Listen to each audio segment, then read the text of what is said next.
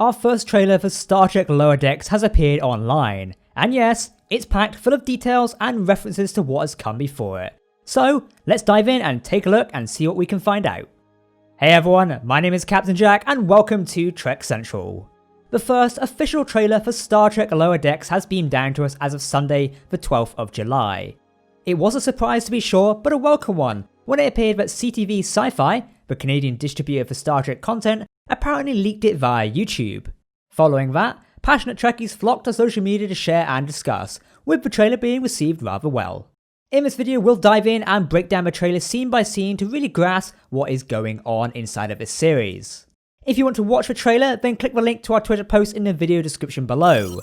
Sadly, we can't share the trailer in this video due to copyright restrictions, but hopefully we can at a later date.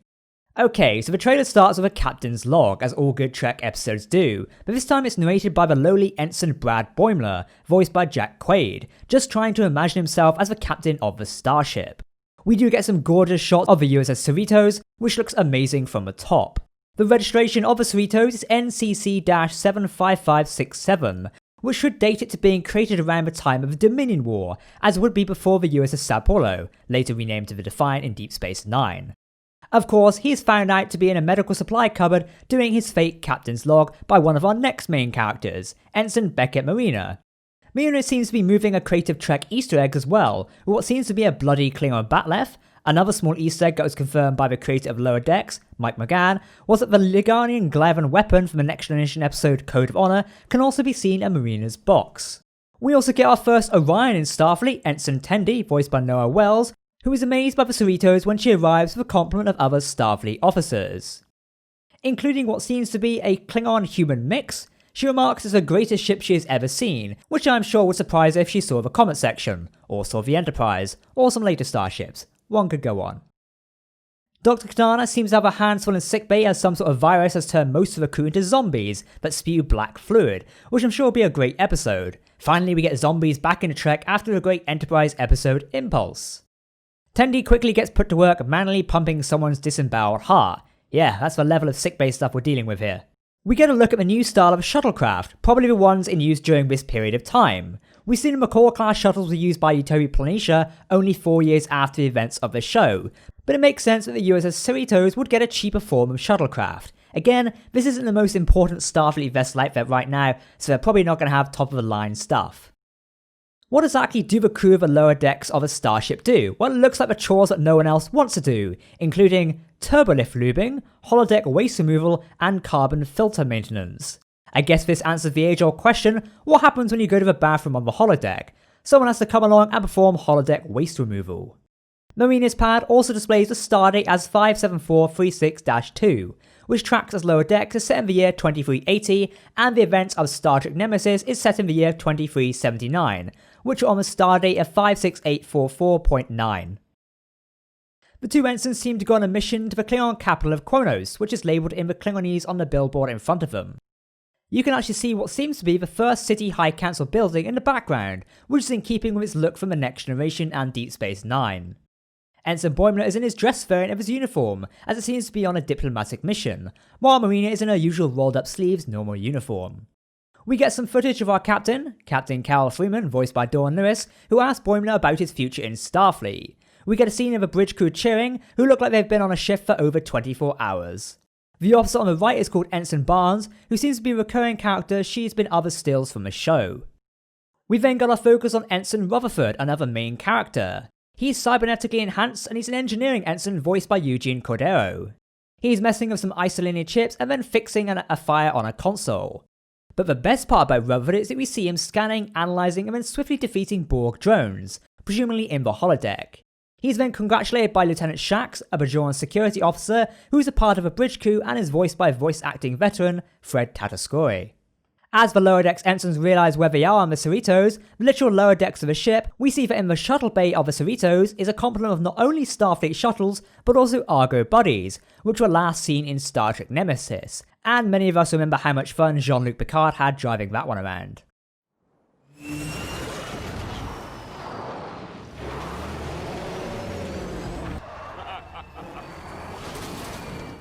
Our first look of Commander Jack Ransom is definitely interesting, as he tears off his shirt in an arena to fight a giant alien. To be honest, this makes me want to see William T. Riker tear off his shirt to fight a giant alien in an arena of cheering onlookers, though maybe not anytime soon. The zombie episode is looking particularly interesting, as I could imagine it could be one of the first episodes. The ship is in low red lighting as Shax and Rutherford push bulkheads against contaminated crew while carrying a purple goo-covered Boimler as they meet up with the captain and others, fighting their way to the medical bay. In what might be a two-part of the season, we get a particularly dangerous mission as the twin planet or moon is being destroyed above a civilized planet, which I'm sure will be a tense episode. And with the best gag in this whole trailer, Ensign Marina geeks out over the fact the shuttle has a blast shield, which encompasses the shuttle. The shuttlecraft is actually called the Yosemite, perhaps a reference to the USS Yosemite from Star Trek The Next Generation episode Realms of Fear. A Bolian gets impaled by a spear, Marina saying, "We live on a spaceship, nobody here is dying from a spear wound," who then proceeds to kick the person who threw the spear. And after seeing the fearless Ensign Marina, we get to the fearful Ensign Boimler, who not only we see getting eaten by a giant spider, but then thrown across a room by an alien. I sense this might be a recurring theme for Boimler. We see an Andorian. The new slate of Trek has given us Andorian fans some great content, with Andorians in Discovery, Picard, and now Lower Decks, as everyone is rushing to stop a countdown, presumably a faulty self-destruct? We then see Ensign Tendi in a stealth-looking outfit, similar to those worn by Dr. Crusher, Worf, and Picard in the Next Generation episode Chain of Command, with the Next Generation star phaser rifle while she chucks a shoulder pad wearing Romulan. After no big shoulder pad wearing Romulans in Picard, it's great to see this weird Romulan style back again. It kind of is that iconic style, I kind of like it. Now, there's then this weird scene with Boimler naked in a shuttlecraft. The less said about that the better, but in the background we do see the previously exploding planet contained by a force field, similar to the planetary force field seen in the Picard episode Absolute Candor, surrounding the planet of Vashti. Lastly, after this trailer ends, we do get our final poster for Star Trek Lower Decks.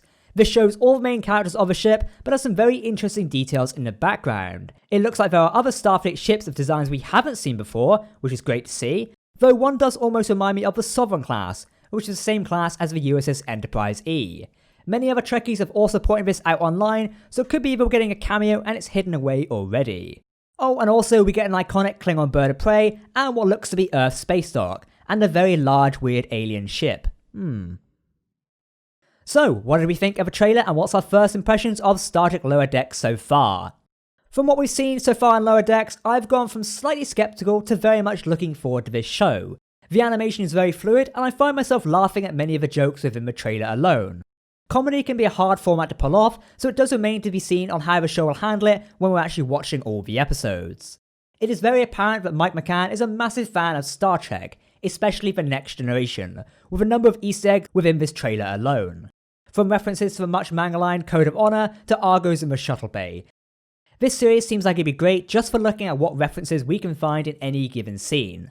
Honestly, so far from the trailer, this series almost seems like a love letter to Star Trek, specifically The Next Generation, as we all know Mike McCann is a massive fan of that. Looking at the lead ship, the USS Cerritos, in motion has restored my faith in the design.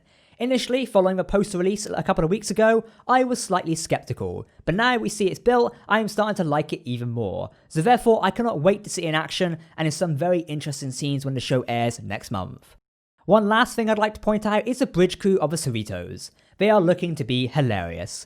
I can already tell that the first officer, who is described as a knockoff William T. Riker, is going to be funny and probably one of my favourite characters.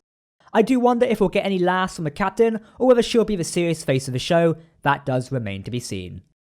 Right, that's it for this video today. If you're excited about this new Star Trek series, then set your warp engines to standby, as Lower Decks will air in just under 1 month on August 6th via CBS All Access and CTV Sci-Fi Canada. Sadly, there has been no announcement for an international distributor for the show, so international fans will have to wait for that one. It's possible that the Star Trek Universe panel, taking place next week at Comic-Con at home, may reveal details on whether international viewers can watch the show. But we'll have to wait and see. And that's our first look at Star Trek Lower Decks. What did you think of the trailer? Do let us know in the comments section below. We'll be keeping you up to date on all things Star Trek Lower Decks as we approach the August 6th air date for this much anticipated new series. If you want to keep up to date with all the Lower Decks news as we head into Comic-Con next week, make sure to subscribe and follow us on social media, Twitter, Instagram and Facebook. We'll be live tweeting events, so definitely follow over there. You can also join our Discord server where you can talk with like-minded people about Star Trek. For now, I've been Captain Jack, thanks for watching and we'll see you next time. Goodbye.